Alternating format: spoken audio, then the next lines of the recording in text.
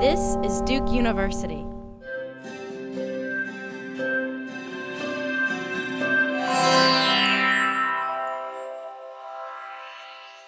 Humanities Futures is a new 3-year project funded by the Mellon Foundation to explore the states of the humanities disciplines after the interdisciplinary developments of recent decades. So our partners today are the departments of Asian and Middle Eastern Studies, History, and Slavic and Eurasian Studies. Over the past several decades, humanities scholars have gradually complicated our understanding of the arts, history, religion, and society by situating human social, political, and expressive life within a set of ordering fields, primarily, though not exclusively, the fields of language, race, political economy, sexuality, psychology, gender, and, in a broadly anthropological sense, culture. The results have been a rich and definitive first era of interdisciplinarity in the humanities, and the themes of today's events, humanism, cosmopolitanism, are of course crucial to interdisciplinary discourse in the humanities. Will the recent increase in the humanities disciplines fields of interdisciplinary exploration, particularly via closer engagement with the natural sciences and other parts of the university, open new vistas for us as humanists while preserving prior models of interpretation? Certainly, together with the coincident incorporation of new methodologies and techniques of research and measurement through the turn to big data, computerized quantitative techniques, the visualization of information, digital publication, and curation, the present moment of heightened exchange creates major new opportunities. At the same time, these developments are introducing such potentially radical systemic effects on the epistemologies, hermeneutic practices, and our institutional architectures of the humanities that they are in the process of ushering in a period that may be viewed as incommensurable with what preceded it. So this moment of transition demands reflection and engagement from humanists across our spectrum of the humanities and from scholars working in historical, global, and emerging fields. How should we envision the training of the next generation of humanities graduate students? How can we best address the fact that not all change is salutary, and that the vibrancy of some of the new interdisciplines draws in some traditionally oriented humanists, even as it elicits recoil amongst others, creating a more complex disciplinary as well as professional ecology? How might we harness the energies that continue to animate discipline-based and first-era interdisciplinary scholarship toward a broader project of reimagining the humanities disciplines for a post-interdisciplinary age? And of course, the idea of post-interdisciplinarity is controversial, just like the concept of interdisciplinarity. In convening our arts, humanities, and interpretive social sciences departments in these public seminars, our goal is to spark conversation about disciplinarity, departmentality, and the future. We are becoming futurologists in a sense and inviting you all to the table of what we hope will be very animated discussions. My name is Sumathi Ramaswamy, and I teach in the history department, as Deborah mentioned. And it's my honor actually to briefly say a few words about Faisal before turning to present his paper. Faisal Devji is University Reader in Modern South Asian History at Oxford. His research interests include Indian political thought as well as the history of modern Islam. His broader concerns have to do with ethics and violence in a globalized world. Professor Devji's books include, most recently, Muslim Zion, Pakistan as a Political Idea, which was published in 2013. And prior to that, he published a wonderful book, which I would highly recommend, called The Impossible Indian, Gandhi and the Temptation of Violence, published in 2012. He's also the author of The Terrorist in Search of Humanity, Militant Islam and Global Politics, published in 2008, and Landscapes of the Jihad, Militancy, Morality, Modernity, published in 2005. I had the distinct honor and pleasure of actually sharing some part of my graduate training with Faisal, who was in residence with us in Berkeley for a year, and he was a marvelous interlocutor. And over the years, I've learned so much from his work. So it is too bad that he couldn't be here in person, because I would have loved to have him engage with us more fully. But in his absence, I'll try my best to read his paper, which is titled The Humanities After Humanism. There has been a great deal of hand-wringing recently about the fate of the university, and particularly that of the humanities within it. Academic journals, literary reviews, and even newspapers have carried stories about the managerial or neoliberal takeover of European and American institutions of higher education.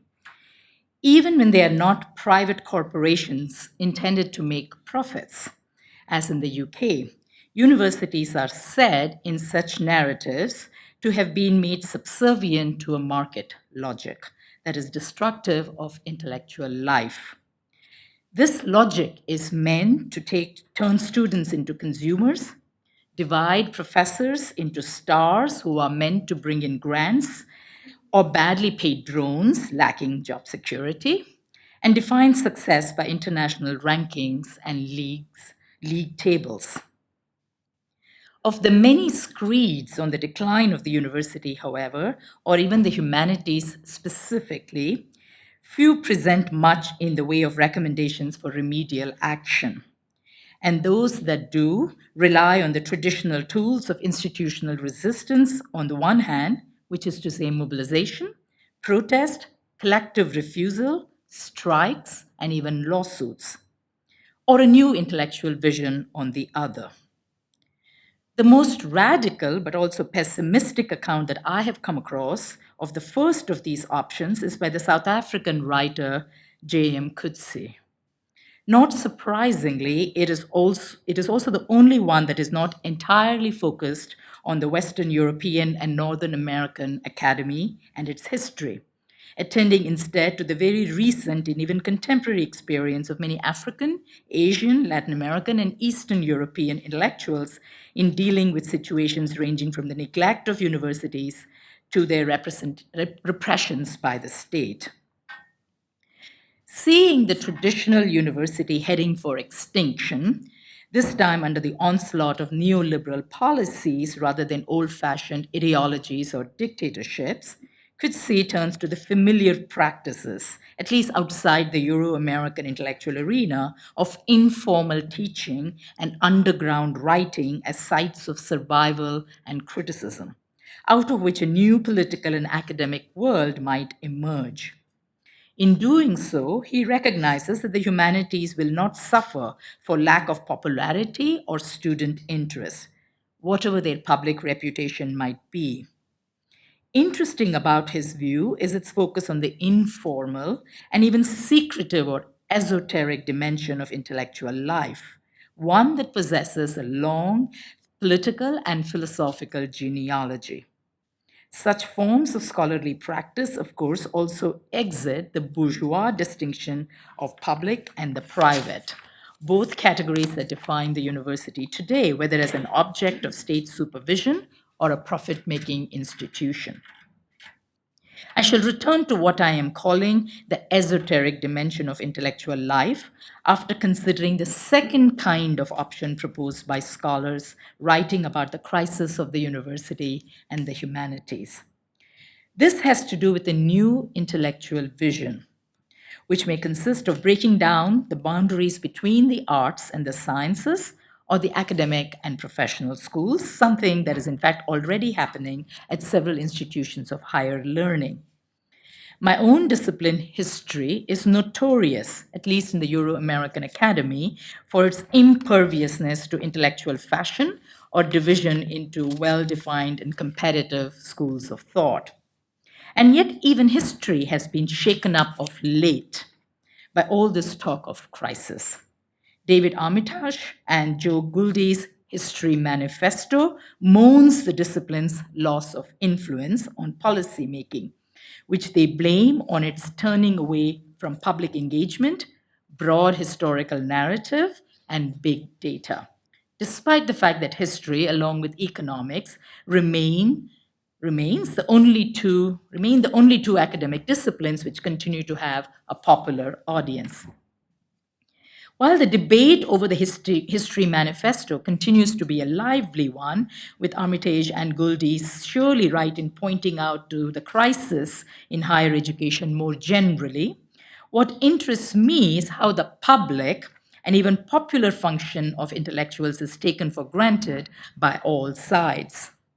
Yet surely the most politically influential intellectual movement of our time has been that which claims the most arcane of modern philosophers, Leo Strauss as its founder, and neoconservatism as its latter day name.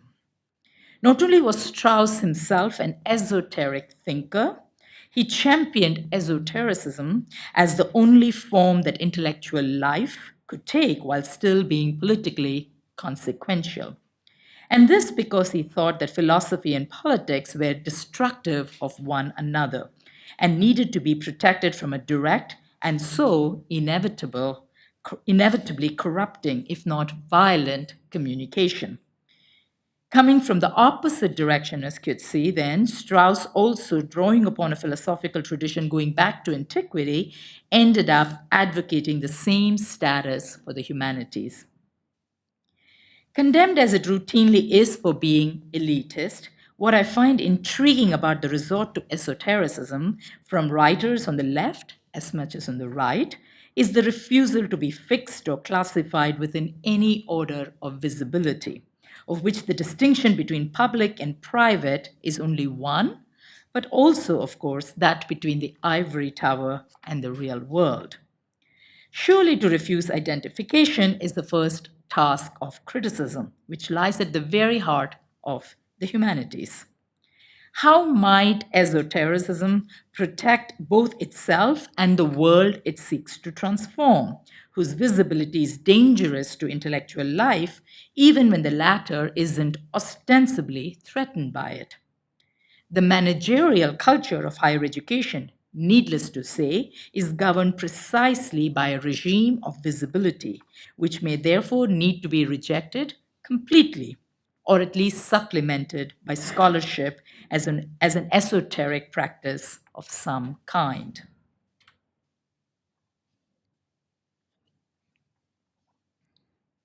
The next section is titled Public Intellectuals and Private Citizens. There is no going back to the public function of the modern university, tied as it had been to a middle class that is for the first time unable to reproduce its hegemony, thus allowing the West to join the rest, in this respect at least. I would like to suggest then that ideas about the intellectual's public engagement, as much as the humanities' role in shaping the citizen's private life, are reactionary and unworkable ones. For these categories have been made redundant and even undergone a reversal, which I want to illustrate here by considering the ongoing debate on surveillance today. Interesting about the recent revelations of government surveillance in the US and UK, after all, has been the absence of public outrage in these countries. While commentators tend to attribute this to the real or imagined fears of terrorism that both states are said to promote among their citizens, I suspect something more is at work. Just as it is difficult to imagine much trust subsisting between these citizens and their governments, so too is there little sign that they are afraid of terrorism. Might it be the case instead that people don't mind surveillance for entirely non political reasons, because they have become accustomed to a media dominated world in which it is difficult to draw the line between public and private in the form of webcams, reality television, and monitoring to ensure accountability? If we consider the acceptability of surveillance in a wider cultural context, it might be said to rely, at least in part, upon the exhibitionist desire for publicity, itself non political, that is so characteristic of our media saturated societies. Of course, this is a trite enough point, curious about it being only how surveillance may actually recover a privacy lost not simply to entertainment media, but the whole enterprise of polling and surveying opinions. After all, it is only by such sampling that both commercial and political decisions are made in the advanced democracies of Europe and America. By secretly acquiring and holding all manner of information about its citizens, then, including of the most mundane and banal kind, the state is in effect reconstituting a private sphere for them within its own domain, one that has been lost to the overwhelming reality as much as the desire for publicity in the world outside. Perverse as it is, this process is fundamentally an old fashioned one because it seeks to reinscribe the classic distinction of public and private in a situation where it seems to have become vestigial. And this might be why those who criticize it can only condemn surveillance by invoking the equally traditional fears of tyranny and totalitarianism. Yet the emptying out of the old private sphere, initially for commercial and then political uses, and both well before the current debate on surveillance, suggests that it is not a totalitarian logic that is at work. Indeed, the opposite may be the case, with the state trying to redraw a now atavistic division between public and private, if only by occupying the latter category in a strange reversal. For the liberal state cannot exercise power in a situation where private and public have lost autonomy and must create a division between them to operate. In a short book called In the Shadow of the Silent Majorities, the French cultural theorist Jean Baudrillard had argued that the notion of a silent or merely statistical majority represented the paradoxical attempt to create a real community of interests out of an average produced by surveys and polls. But the more such a population was sampled, the less was it capable of constituting itself into a community, which meant that its very visibility and lack of internal consistency made this group resistant to politics, a resistance made up not of reticence or concealment, but by the very promiscuity of publicity and revelation. Precisely because nothing about this population was hidden. In other words, it was impossible either to know or to mobilize. For the survey and sample represented forms of grasping mass opinion that ended up abstracting and making it completely opaque, while in the process destroying all real communities in the very effort to know them. If the statistical forms of measuring opinion that Baudrillard wrote about fragmented the individual and made collectives abstract, surveillance reintegrates the individual and his singular intentionality. Yet this enterprise is, again, a very old-fashioned one, seeking to resuscitate the classic legal subject, responsible for his words and actions in conventional ways. But of course, there is nothing traditional about this reconstituted subject, which is why in America, the right-wing National Rifle Association's argument that the right to bear arms serves to check the tyranny of the state is curiously similar to the one advocated by the left-wing ACLU. For this latter would have the state voluntarily, or rather legally, circumscribe its powers of surveillance to maintain a division between the public and the private realms. In either case, the privacy for which protection is sought turns out to be a mere shadow, since the arms-bearing citizen is unable to resist the state, while a privacy guaranteed by the state's self-restraint clearly has no autonomy. Both the armed citizen and his unarmed cousin, therefore, deploy their entirely legalistic private status in new ways and to novel ends, however classical their constitutional language remains. The problem is that spatiality is no longer a viable marker of the distinction between spheres. not least because it represents the landed property that lay at the basis of this distinction historically, making privacy a fundamentally bourgeois category. The attack on privacy then is also one on private property in its earlier incarnation as land or space, which has been displaced not only by intellectual or intangible property, but also by the erasure of the line between public and private that is illustrated by the corporatization of governance, as well as by public institutions like the university, to say nothing about the role of publicly traded private companies in mining personal data for state use. Perhaps we should look outside the tradition of Western liberalism for a historical analysis of this situation. The Indian philosopher Muhammad Iqbal, for example, argued early in the last century that the modern distinction between public and private, which also served as the ground for the distinction between the secular and the religious, or the civil and the political, was nothing but a version of the Christian division between the material and the spiritual. It was, in other words, a metaphysical and not a functional separation. Echoing in some respects the arguments of Marx's essay, quote, on the Jewish question, Iqbal contended that this metaphysical distinction gave the categories of public and private the qualitative and apparently incommensurable character, based though they were on the defining role that private as opposed to public property was coming to play in a capitalist order.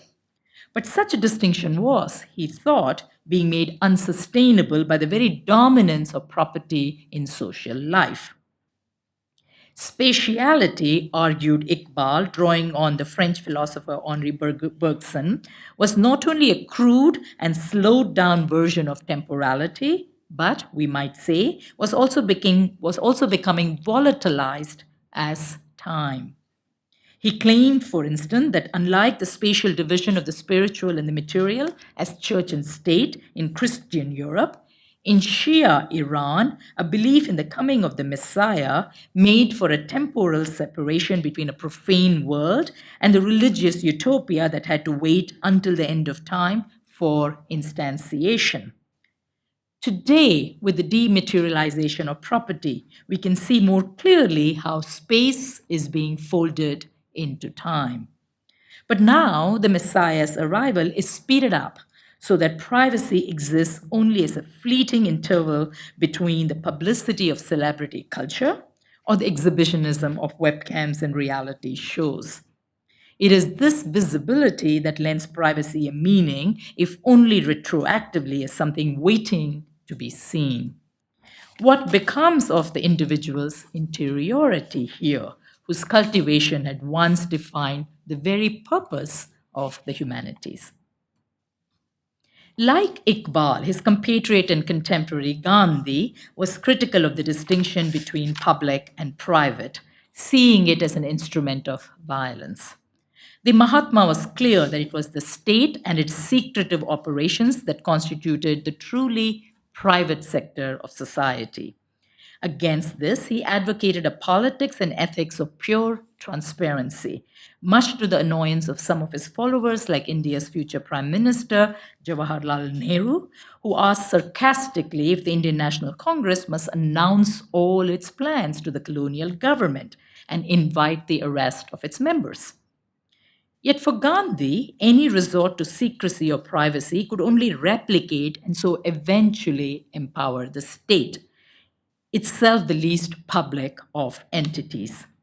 A life and politics made absolutely transparent then was meant not to demonstrate accountability as in liberalism, but rather to make possible the enemy's conversion by the spectacle of one's absolute and sacrificial visibility. The attitudes of men like Gandhi and Iqbal illustrate that there have been other ways of considering and criticizing the distinction between the public and private, including those that refuse to defend the latter category, and without at all acquiescing in the state's power, even exulting in its practical elimination as a form of law and property. These illustrations tell us that both the surveillance state and its Western critics are wedded to the same old and probably false notions of a spatial separation between spheres. For given the absence of any existential threat that terrorism poses in countries like Britain and America, the irrational expansion of surveillance there, as much as the opposition to it occur, with however little popular interest, in order to reconstitute a spatial distinction between public and private that has become redundant in the meantime. The next section is called The Human Race as a Negative Reality. If there's one thing that the humanities have to grapple with, it is surely the transformation of their very subject, which is to say, humanity itself as a global fact. Having become an empirical reality, initially by its capacity to be understood statistically, and then to be managed by global policies such as disease eradication or birth control, to say nothing of war, the human race has emerged as the true subject of global history. But as a subject of global history, humanity must be conceived of in its sheer materiality, the sum of living beings making up the species. For unlike the humanist individual who serves either as a universal ideal or as the reality of some particular history, and whose cultivation continues to provide the humanities with their purpose, mankind is always self-equivalent and can neither match up to nor fall short of itself. In this way, the species provides history with its first global subject, and indeed with its most sublime actor after God. Of course, humanity cannot be said to exist as an actor in any unified or self-conscious way, these criteria being themselves borrowed from the individual. And the species is, for the moment, deprived even of the collective agency provided by political institutions, which are still international in character. Yet it is clear that the history of mankind can no longer be confined to the doings of men and women in their multiplicity, but must deal with the fate of the race as a singularity. Concepts such as the Anthropocene would even make the human race into a force of nature, depriving it of context and subjectivity at the same time.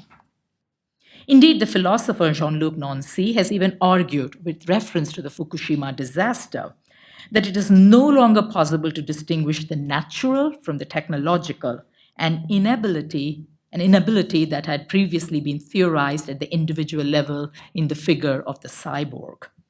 The effort to represent, embody, and make an existential reality of this global reality characterizes any number of contemporary political, cultural, and religious movements, and it should be an important object of reflection across the humanities. How might the history of humanity then be described in its existential and therefore also political dimension? While 19th century thinkers in Europe had produced a number of accounts purporting to be the histories of humanity, often entailing the rise of some race or civilization to global dominance, it was in the 20th that the species came to achieve a proper historical reality.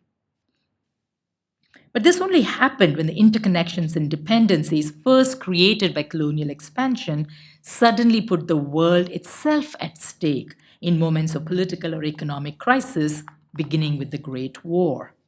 In diverse fields ranging from literature to medicine, but significantly not politics, the human race began to assume an historical countenance during this period, emerging as the globe's true subject during the Cold War, whose nuclear arsenals made its extinction a real possibility.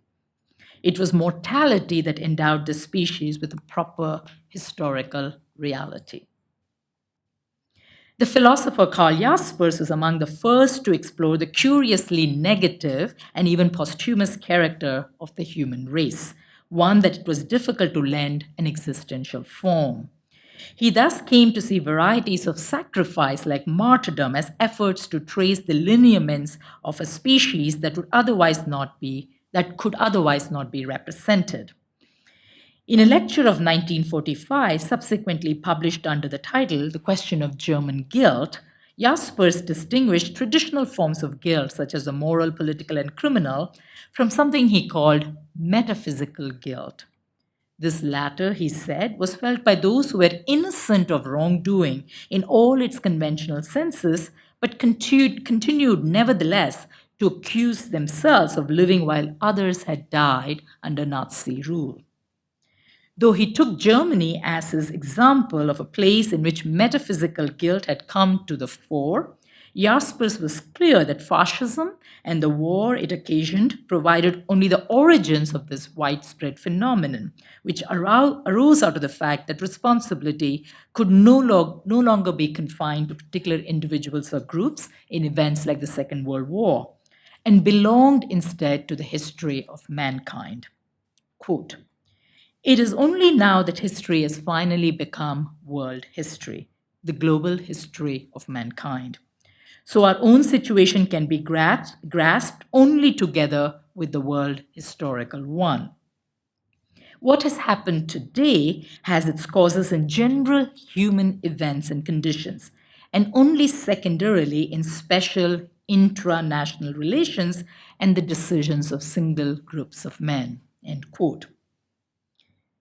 The problem, of course, is that humanity has no political or juridical status and thus does not exist as a subject of history. Yet it cannot be said to be a fiction either, and Jaspers tells us that metaphysical guilt is a sign of the race's otherwise invisible solidarity, betraying as it does a consciousness of shared responsibilities in the global arena brought to light by the war. Going beyond all moral, legal, and political determinations of responsibility, metaphysical guilt invokes the species as a potential subject of history, if only by the desire to die in its name. For dying alone provides access to its negative being. Jasper points out that such examples of unconditioned sacrifice are to be found and are indeed celebrated at the level of the family or between lovers, the source of metaphysical guilt being that they are not available or very rarely so at a purely human level. In an essay on Europe and the atom bomb published in 1954, Hannah Arendt elaborated upon Jasper's ideas by arguing that the possibility of destruction on a planetary scale had made redundant the old language of sacrifice, together with the courage required for it in times of war. This language had for many centuries defined sacrifice as part of a relationship in which individuals and groups were able to risk their own lives or possessions, and sometimes those of others as well, for some person, people, or principles that would survive them all. In other words, sacrifice in its political aspect depended upon the survival of that nation, religion, or other entity in whose behalf it was made, thus also guaranteeing the immortality of those who would give their lives for it. Indeed, the courage of an individual willing to risk his life for some greater cause only became extraordinary if it stood out from the otherwise ordinary background of things as they always were and continued to be. With the atom bomb, however, the relationship between death and survival that had marked the language of sacrifice suddenly lost much, if not all, of its meaning, since a nuclear war was capable of destroying the possibility of human survival itself at a global level, or at least of altering it radically. And whether or not any political cause survived such a war alongside the victorious peoples and states who upheld it, the use of atomic weapons would certainly obliterate the very background of ordinariness against which the courage of sacrifice stood out and from which it took its meaning. Or, as Arendt put it, writing about the worst case scenario of a war that put the survival of the human race in peril, quote, "Courage under the circumstances of modern warfare has lost much of its old meaning. by putting in jeopardy the survival of mankind and not only individual life, or at the most, the life of a whole people. Modern warfare is about to transform the individual mortal man into a conscious member of the human race, of whose immortality he needs to be sure in order to be courageous at all, and for whose survival he must care more than for anything else. End quote. While Hannah Arendt was, of course, describing the potentialities that have yet to be realized, her claim that atomic weapons have produced individuals who are self conscious members of the human race does not require the occurrence of a nuclear war to hold true. And indeed, how else are we to define the activists who sacrifice their lives and possessions for world peace, the environment, or global Islam, if not as embodiments of humanity in its own right? For given the institutional invisibility of the human race as a political actor, only such novel forms of sacrificial courage are capable of bringing it into being, though they must do so by undermining the relationship between death and survival upon which sacrifice had traditionally been founded. Surely the reality named by Jaspers and Arendt poses a challenge to the humanities as traditionally conceived. How might humanity as a posthumous reality be grasped if it possesses no existential dimension apart from a sacrificial subjectivity? Perhaps the ideals that have traditionally been the preserve of the humanities can only be recovered by rejecting humanity's positive or demographic form. And this means criticizing the humanitarian projects that define it in increasingly violent ways, as historians such as Sam Moyn are already doing. This seemed to be the view held by Gandhi, who even considered it the desire to serve who even considered the desire to serve the human race a sin. Early in July of 1937, a well-known Nazi journalist, SS officer, and advisor to Hitler named Roland von Strunk visited Gandhi at his ashram in Seogaon. In the course of their conversation, Gandhi pointed out what he thought was the fundamental contradiction in the attention that Europeans paid to the preservation of life, and I quote, "But the West attaches an exaggerated importance to prolonging man's earthly existence. Until the man's last moment on earth, you go on drugging him even by injecting. That, I think, is inconsistent with the recklessness with which they will shed their lives in war. Though I am opposed to war, there is no doubt that war induces reckless courage. Well, without ever having to engage in a war, I want to learn from you the art of throwing away my life for a noble cause. But I do not want that excessive desire of living that Western medicine seems to encourage in man, even at the cost of tenderness for subhuman life." End quote.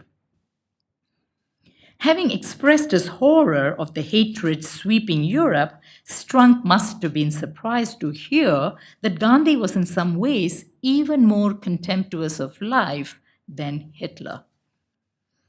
For the Mahatma's desire to learn from the reckless courage of European warfare was not in the least premised upon the need to protect one's own life, nor indeed the lives of one's countrymen, racial brothers, or partners in civilization, as was true both of the Nazis and their enemies. In fact, Gandhi was clear that justifying war by means of the conventional link between taking life in order to save it could in no sense be considered rational. What the Mahatma found disturbing, in other words, was not that an inordinate concern with preserving life stood opposed to its casual disposal in battle, but rather that one led to the other in such a way as to make the love of life itself guilty of the desire for death. Only by giving up the thirst for life that was represented in modern war and medicine alike, he suggested, could the urge to kill be tamed. From the kind of subhuman life that modern medicine sacrificed in its vivisections to men and women rendered subhuman and thus available for fascism's killing machines, Gandhi blamed humanity, or at least its definition in terms of life as an absolute value, for the massive scale of modern violence. And this not only allowed him to put the Nazis in the same category as their enemies, as far as the espousal of such a value was concerned, but also to hold humanitarians and pacifists equally responsible for its violence. Indeed, in some ways, those dedicated to the cause of peace and humanity were even more culpable than the rest, if only because they might value life in far great measure than others who were at least willing to sacrifice it in war.